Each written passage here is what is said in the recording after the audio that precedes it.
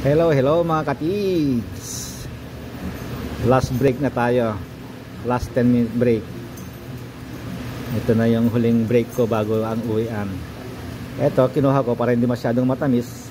Sabi ko, cracker lang. Kaya lang, isasawsaw ko dyan sa ice cream.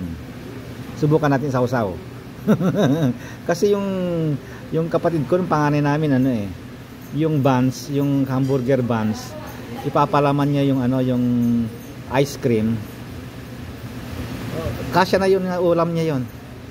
Masaya na yun. Kaya ngayon ipapalaman ko naman yan dito sa cracker. Gaganon natin. Ganon. Tapos titikman natin yung ganyan. Kung masarap din.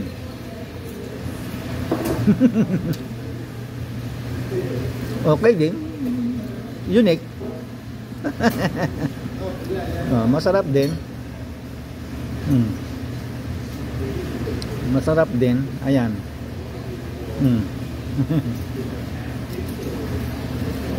Okay, Dok, Timakatikang.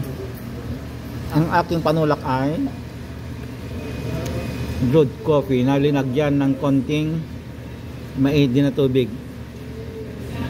Binaoran ko ng tubig para hindi masyadong matapang. Kasi matapang ang dito, ang pagka-brewed nila. Kasi pag linagyan mo ng cream, mga ano na,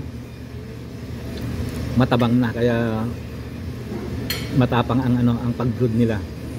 Ako naman, hindi ako naglalagay ng iba, kaya dinadagdagan ko na lang na mainit na tubig. Kaya ngayon, tama na yung daldal. Hindi tayo mabubusog sa daldal. Kaya kumain na tayo. Okay, Dok, mga katigs. Bye-bye.